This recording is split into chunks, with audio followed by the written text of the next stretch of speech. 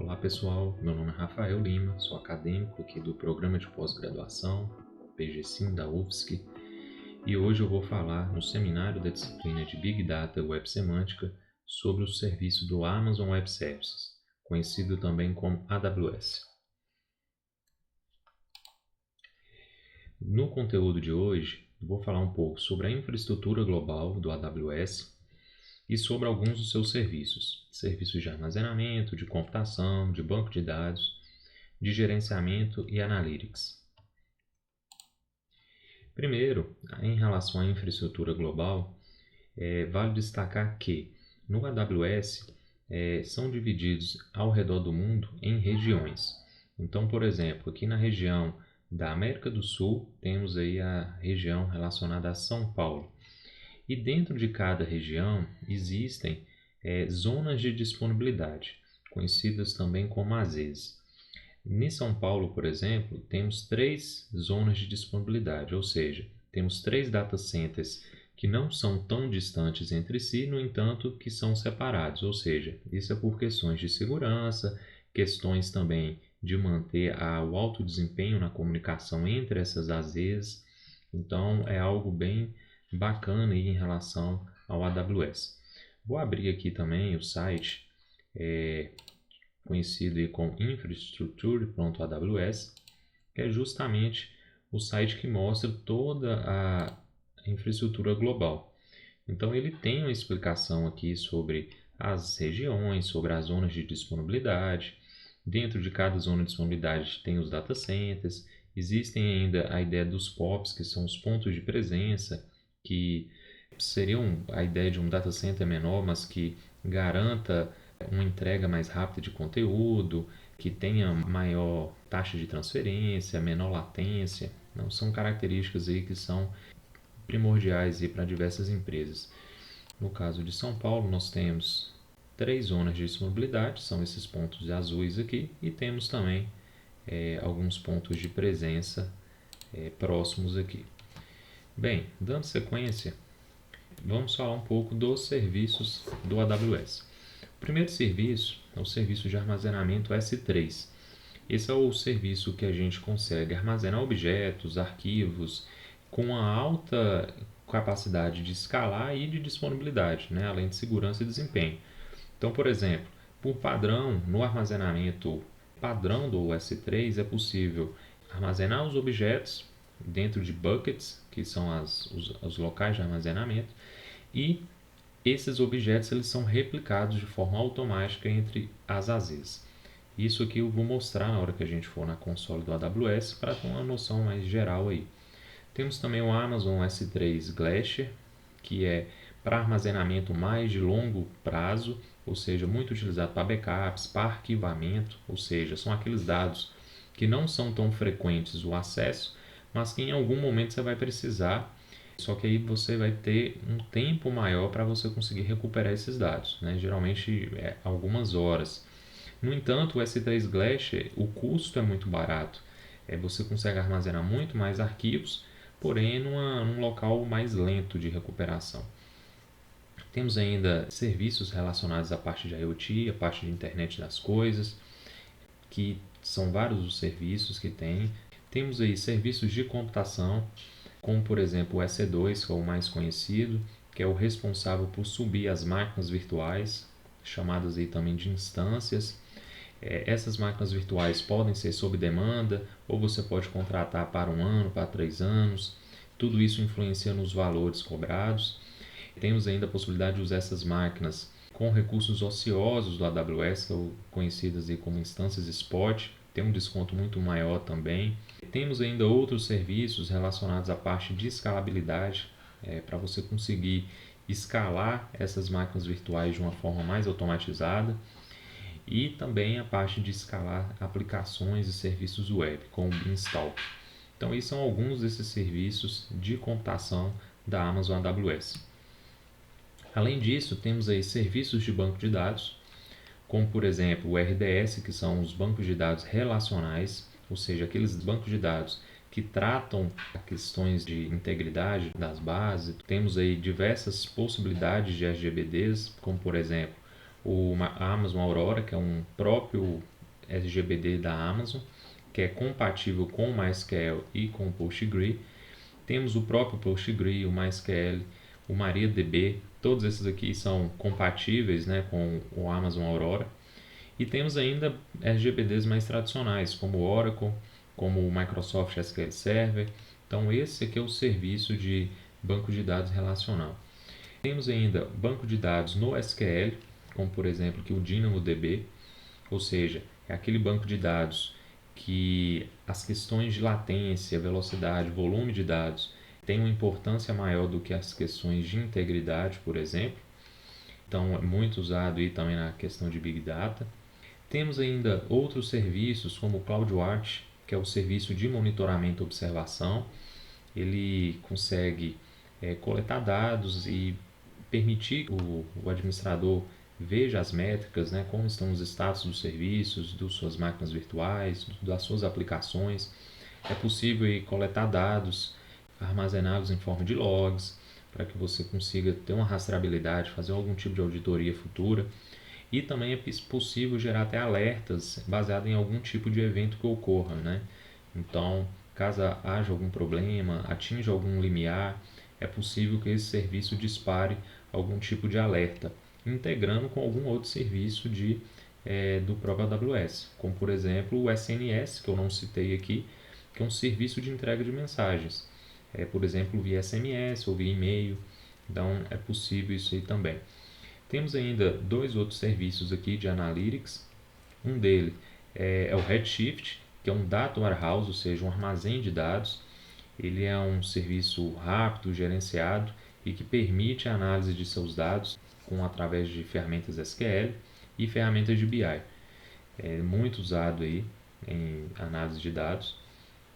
Temos aí também o Amazon Kinesis, facilita a coleta, o processamento e a análise de dados de streaming, seja de vídeos, áudio, logs de aplicativos. Então, uma forma aí também de fazer uma coleta e até mesmo análise em tempo real de dados. Bem, então esses aqui são alguns dos serviços. Eu vou mostrar alguns aqui na console da AWS. Antes disso, eu só vou falar um pouco aqui sobre esse cenário de exemplo que eu coloquei. Esse cenário de exemplo que é para dar uma visão geral de como funciona a AWS. Então, imagine aqui uma determinada região, por exemplo, a região de São Paulo, e dentro dessa região de São Paulo a gente tem as zonas de disponibilidade. Aqui eu tenho a zona de disponibilidade 1. Lembrando que em São Paulo tem 3 zonas de disponibilidade. Dentro dessa zona de disponibilidade, a gente tem uma estrutura de rede que o administrador configura, que a gente chama aqui de Virtual Private Cloud, VPC. E essa VPC ela pode inclusive ser subdividida em diversas subredes. Então, para quem é da área de infraestrutura, vai ter essa noção melhor em nuvem. Além disso, temos aqui a figura dos usuários, que seriam a ideia de clientes. Esses clientes vão de alguma forma acessar a nossa estrutura em nuvem, que está no AWS, podendo acessar diretamente objetos que estão no serviço de armazenamento S3, dentro dos nossos buckets. Esses buckets podem ser privados, podem ser públicos, ou seja, acessíveis a partir da internet ou não, vai depender da configuração e da necessidade. Temos aqui a possibilidade ainda desses usuários acessarem nossos servidores, nossas instâncias do EC2, ou seja, por exemplo, servidores web, e esses servidores web podem estar atrás de um determinado firewall, por exemplo, através de regras NACL, que são formas de fazer a filtragem do que entra e do que sai da sua estrutura de nuvem a partir lá do AWS. E essas instâncias podem estar em algum tipo de cluster, em algum tipo de balanceamento de carga, com algum serviço do próprio AWS. Então, imaginemos isso: duas instâncias, dois servidores web, fornecendo algum tipo de aplicação web, e eles, porventura, também acessam um banco de dados relacional, através de um banco de dados do RDS, do serviço da Amazon, seja ele qual for, se é Oracle, se é MySQL, se é o Microsoft SQL Server. E esse banco de dados relacional pode ainda ter um outro banco de dados relacional em standby, que seria uma forma de redundância. Ou seja, essa aqui é uma estrutura configurada em nuvem, no próprio AWS, onde nós temos clientes que acessam os nossos serviços. Tudo isso precisa ser configurado por algum gestor da sua infraestrutura de nuvem. Bem, passando desse cenário, nós vamos agora para a console do AWS para a gente conseguir exemplificar. Aqui eu já estou logado na console do AWS. Para você logar pela primeira vez, você vai acessar aws.amazon.com. Existe a possibilidade de criar uma conta ou acessar sua conta. No caso aqui já está criado, não vou entrar nesses detalhes. Quando a gente loga na console do AWS, nós temos aqui configurações da nossa conta, informações de pagamento, inclusive o Amazon exige que tenha pelo menos um cartão de crédito, configurações de segurança e outras informações. E aqui ao lado temos aqui as regiões, ou seja, nós temos serviços que são globais, como por exemplo o gerenciamento de usuários, que vale para todas as regiões do AWS, mas a gente também tem serviços que só valem naquela determinada região. Então, por exemplo, quando a gente for subir uma máquina virtual, essa máquina virtual vai estar numa determinada região. No caso aqui na região de São Paulo, ela não vai estar em outras regiões. Então, dentro da região, a gente tem a zona de disponibilidade e você pode colocar a máquina virtual em alguma delas. Temos aqui também em Services o painel com todos os serviços do AWS. Nesse painel a gente tem aqui ao lado esquerdo os que são mais recentemente visitados e temos aqui os diversos outros serviços. Havia citado aí alguns como o EC2, que é o serviço de computação, o S3, o S3 Glacier, o AWS Backup, que é um serviço também para backup, o RDS, que é o serviço de banco de dados relacional, o DynamoDB, que é o serviço de banco de dados no SQL.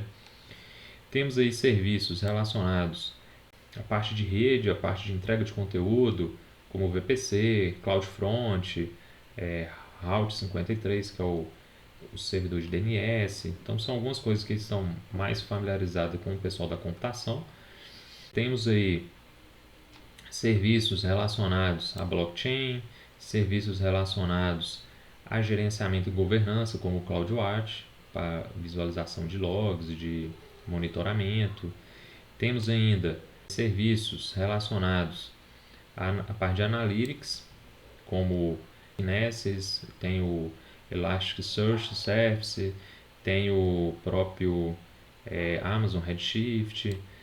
Temos aqui serviços específicos de Machine Learning. Temos serviços específicos relacionados à parte de IoT, Internet das Coisas. Então, esses são alguns dos serviços que a gente tem aqui no AWS.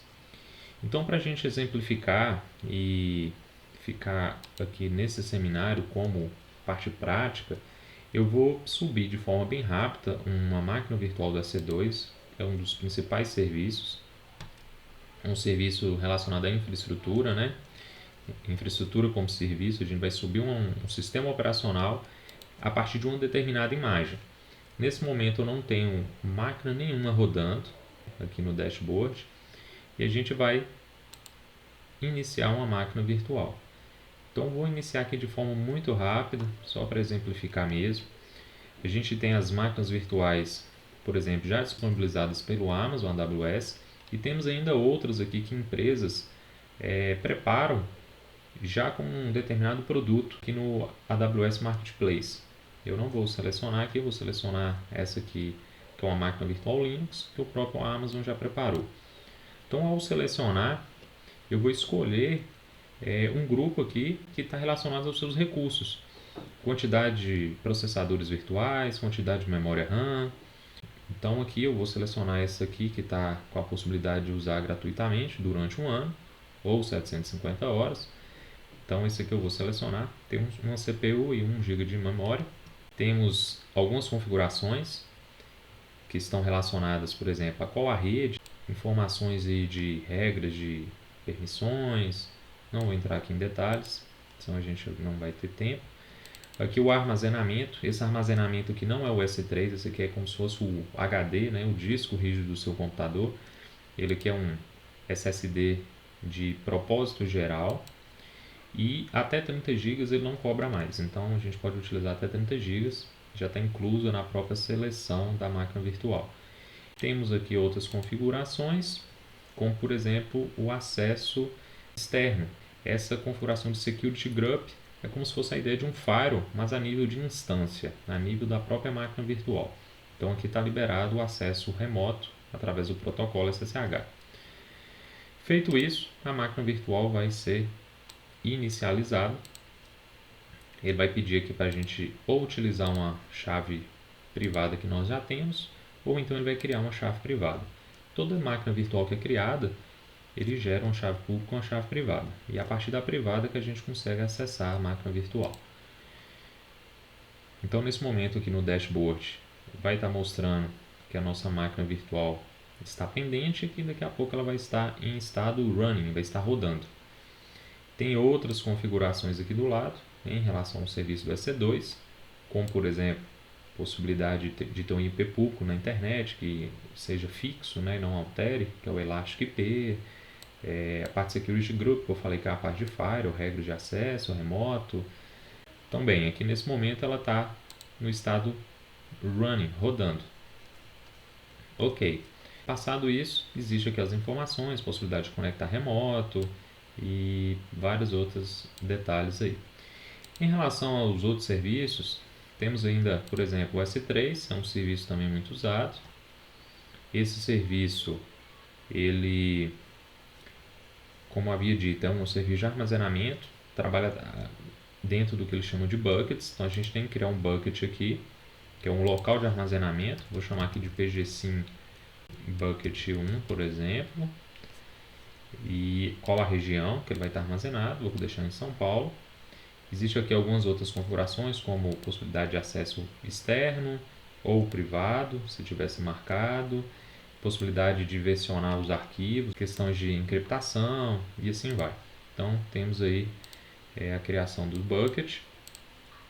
Temos ainda a possibilidade de fazer o upload de um determinado arquivo dentro do bucket. Então, por exemplo, ao criar o bucket, a gente poderia fazer o upload de um determinado arquivo ou de uma pasta, e a gente poderia ainda ter algumas outras opções. A gente poderia definir aqui informações em relação ao versionamento, que eu já havia dito, classes que estão relacionadas, como por exemplo, se é uma classe padrão, que é de acesso frequente, ela por padrão replica entre todas as zonas de disponibilidade da região, ou se ela vai ser uma One Zone Infrequent Access, ou seja, que ela não vai replicar com as outras AZs da região, ou se ela está no nível, por exemplo, Glacier, que é para acesso mais de longo prazo, como por exemplo aquelas estratégias de backup para arquivamento, que aí você tem que armazenar por muito mais tempo e na hora de recuperar demora horas. Ao fazer o upload de um determinado arquivo, a gente tem a possibilidade de acessá-lo através de um determinado endereço. Bem, feito isso, temos ainda configurações nesses buckets. Os buckets poderiam ser utilizados também para armazenar sites estáticos que não dependem de linguagem de programação. Você poderia armazená-lo com um servidor de arquivo em nuvem. Então, sim, existem diversas utilidades. Além disso, temos outros serviços. Amazon Redshift, que é o serviço de Data Warehouse. Então, aqui a gente poderia criar um cluster de Data Warehouse. Outro serviço que a gente poderia falar um pouco seria do Amazon Kinesis, que tem a possibilidade de capturar dados em tempo real e armazenados em algum local. Tem a possibilidade de processar em tempo real, tem a capacidade de analisar em tempo real. Então é possível criar esse data stream. Não vou entrar em detalhes aqui, no entanto, é possível a partir da própria Amazon aqui, a partir da documentação, testar, né, fazer esses testes. Ele tem inclusive dados aqui fictícios que ele pode utilizar. Então, na documentação aqui é permitido isso. Então, pessoal, espero que tenham gostado do vídeo. Existem diversas possibilidades de utilizar ferramentas de Big Data, de Machine Learning, tudo isso aí no ambiente do provedor de nuvem do AWS. E numa próxima oportunidade a gente pode detalhar essas partes mais práticas aí. Obrigado a todos e até a próxima.